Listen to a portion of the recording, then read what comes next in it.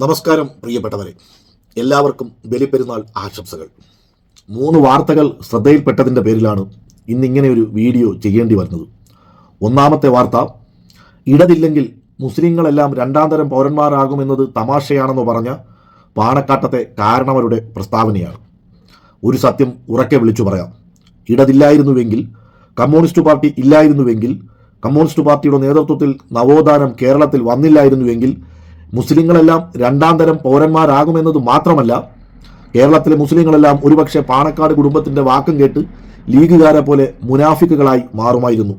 ഞാനടക്കമുള്ളവർ communist പാർട്ടിയുടെ നവോത്ഥാനത്തിൽ തന്നെ, അതായത് മതത്തിൻ്റെ വഴിക്കും രാഷ്ട്രീയത്തിൻ്റെ വഴിക്കും പോകട്ടെ എന്ന കമ്മ്യൂണിസ്റ്റ് പാർട്ടിയുടെ ഉറച്ച നിലപാടുകളിൽ വിശ്വസിച്ച് തന്നെയാണ് മാനവികത ഉയർത്തിപ്പിടിക്കുന്ന, മനുഷ്യത്വം ഉയർത്തിപ്പിടിക്കുന്ന നല്ലൊരു മനുഷ്യനായി, നല്ലൊരു ഇസ്ലാമത വിശ്വാസിയായി മുനാഫിക്കാകാതെ ഇന്നും നിലനിൽക്കുന്നത്. ഇനി രണ്ടാമത്തെ വാർത്ത, ലീഗും സമസ്തയും കൂടി ചേർന്നാണ് കേരളത്തിൽ നവോത്ഥാനം കൊണ്ടുവന്നതെന്ന നാസർ ഫൈസി കൂടത്തായിയുടെ പ്രസ്താവന. വനിതാ സമ്മേളനത്തിന് വേദിയൊരുക്കിയിട്ട് ഒരു വനിതയെപ്പോലും വേദിയിലിരുത്താതെ പുരുഷന്മാരെല്ലാം കൂടി കയറിയിരുന്ന് വനിതാ സമ്മേളനം നടത്തുന്ന ലീഗ് കേരളത്തിൽ നവോത്ഥാനം നടത്തി. കൊള്ളാം. ഇനി മൂന്നാമത്തെ വാർത്ത, AR നഗർ ബാങ്കിലെ നിക്ഷേപം, 16 ലീഗ് നേതാക്കൾക്കെതിരെ ആദായ നികുതി വകുപ്പിൻ്റെ നോട്ടീസ്. ലീഗ് നേതാക്കളോടും നാസർ ഫൈസി കൂടത്തായിയോടും പാണക്കാട്ടത്തെ കാരണവരോടും പറയാനുള്ളത്, നമുക്ക് നവോത്ഥാനം ഇനി പിന്നീട് വരുത്താം, മുസ്ലിങ്ങളെ നമുക്ക് പിന്നീട് ഉദ്ധരിപ്പിക്കാം. തൽക്കാലം ആ ചന്ദ്രികാ പത്രത്തിൽ ജോലി ചെയ്യുന്ന തൊഴിലാളികൾക്ക് അവരുടെ വേതനം, അവരുടെ ശമ്പളം കൊടുത്ത് തീർക്കാൻ നോക്കും. ഈ പെരുന്നാളാണ് വരുന്നത്. പെരുന്നാളിന് തിങ്കളാഴ്ചയാണ് പെരുന്നാള്. ആ പെരുന്നാളിന് ചന്ദ്രികയിലെ ജീവനക്കാർ അവരുടെ കുട്ടികൾക്ക് ഒരു മാന്യമായിട്ടുള്ള ഡ്രസ്സ് വാങ്ങിക്കൊടുക്കാൻ കഴിയാത്ത അവസ്ഥയിലാണ്. എത്രയോ ദിവസങ്ങളായി, എത്രയോ മാസങ്ങളായി, വർഷങ്ങളായി ഇവിടെ ചന്ദ്രികയിലേക്ക് വരുന്ന ജീവനക്കാർക്ക് അവരുടെ എണ്ണയടിക്കാൻ പോലും പൈസയില്ല, ബസ്സിന് പൈസയില്ല, പരസ്പരം വായ്പ വാങ്ങി എന്താണ് ചായ കുടിക്കുന്നത് പോലും. ഇതെല്ലാം ഇവിടുത്തെ ലീഗ് നേതാക്കന്മാർക്കും അതുപോലെ തന്നെ ഈ പത്രവുമായി ബന്ധപ്പെട്ട അധികാരികൾക്കും അറിയാവുന്നതാണ്. ഇവിടെ കുറെ മാനേജർമാരെ കെട്ടിയിറക്കിയിട്ടുണ്ട്. ഈ മാനേജർമാരൊന്നും ഒരു വാക്കയ്ക്ക് കൊള്ളാത്തതാണ്, ഒരു വസ്തുനും കൊള്ളാത്ത കുറെ മാനേജർമാർ അവർക്ക് തോന്നുന്ന രീതിയിൽ ഈ ചന്ദ്രികയെ ജോലി ചെയ്യുന്നവന്, കഷ്ടപ്പെടുന്നവന് അവന്റെ വിയർപ്പ് തുള്ളികൾ ഉണങ്ങുന്നതിന് മുമ്പേ അവന്റെ കൂലി കൊടുക്കാൻ കൽപ്പിച്ച പ്രവാചകന്റെ അനുയായികളെന്ന് സ്വയം വിശേഷിപ്പിക്കുന്നവർക്കോട് പറയാനുള്ളത്, പെരുന്നാളാണ്, ആഘോഷ ദിനങ്ങളാണ്. ചന്ദ്രിക ദിനപത്രത്തിലെ തൊഴിലാളികൾക്കും പെരുന്നാളും അവരുടെ കുടുംബവുമായിട്ട് നല്ല രീതിയിൽ കൊണ്ടാടണമെന്ന് ആഗ്രഹമില്ലേ? കോടികൾ കട്ടുമുടിച്ച് കൈക്കൂലി വാങ്ങി പല ബാങ്കുകളിലും നിക്ഷേപിച്ചിട്ടില്ലേ? അതിൽ നിന്നെടുത്ത്, അതുമല്ലെങ്കിൽ സംഘപരിവാറിന് നാരങ്ങാ വെള്ളം കലക്കി കൊടുക്കാൻ ഉപയോഗിക്കുന്ന പൈസയെന്നെങ്കിലും അവർ തൊഴിൽ ചെയ്തതിൻ്റെ ആ വേതനം അവർക്ക് കൊടുത്ത് ആദ്യം ഇതിനൊരു പരിഹാരം കാണുക.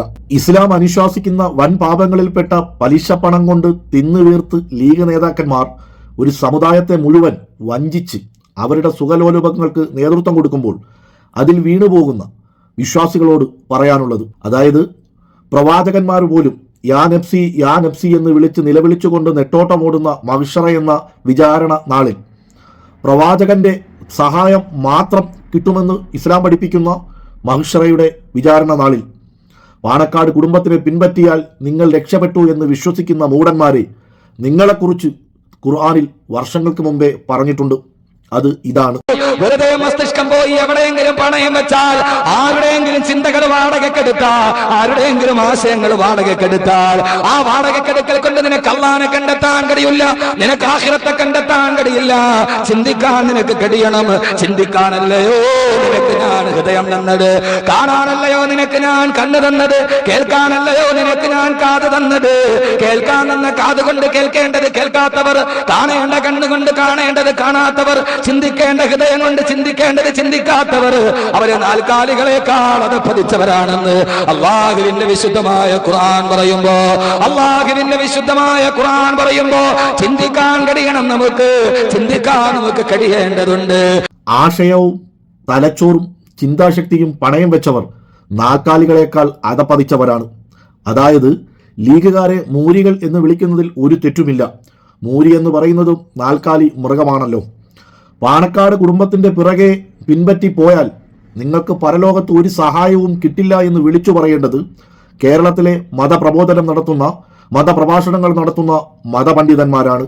പക്ഷേ മലബാർ ഭാഗത്തു നിന്ന് കിട്ടുന്ന സഹായങ്ങൾ പിന്നീട് കിട്ടില്ല എന്ന് ഭയന്ന്, മലബാർ മേഖലകളിൽ മതപ്രഭാഷണ പരമ്പരകൾ കിട്ടില്ല എന്ന് ഭയന്ന് ദുനിയാവിനെ സ്നേഹിച്ച് അവരാ സത്യം വിളിച്ചു പറയുന്നില്ല. ഞാൻ ആരെയും പേരെടുത്ത് വിമർശിക്കുന്നില്ല, കാരണം അതിനുള്ള യോഗ്യതയൊന്നും എനിക്കില്ല എന്ന് സ്വയം വിമർശനമായി തന്നെ പറഞ്ഞോട്ടെ. പക്ഷേ വഴിപിഴച്ചു പോകുന്ന ഒരു സമുദായത്തെ, അതായത് മലബാർ മേഖലകളിലെ സമുദായ വിശ്വാസികളെ വഴിപിഴപ്പിക്കുന്നവർക്കെതിരെ സംസാരിക്കാതിരുന്നാൽ നാളെ പടച്ചറപ്പിന്റെ മുമ്പിൽ നിങ്ങൾ സമാധാനം പറയേണ്ടി വരുമെന്നും മാത്രം ഓർമ്മിപ്പിച്ചുകൊണ്ട് നിർത്തുന്നു. എൻ്റെ വാക്കുകൾ ആരുടെയെങ്കിലും വേദനിപ്പിച്ചിട്ടുണ്ടെങ്കിൽ അറിഞ്ഞുകൊണ്ട് തന്നെയാണ്. കാരണം സംസാരിക്കാനുള്ള കഴിവ് പടച്ച തമ്പുരാൻ തന്നെങ്കിൽ സത്യങ്ങൾ വിളിച്ചു പറയേണ്ടത് എൻ്റെ കർത്തവ്യം ആയതുകൊണ്ട് തന്നെയാണ്. എല്ലാവർക്കും നന്മകൾ നേരുന്നു.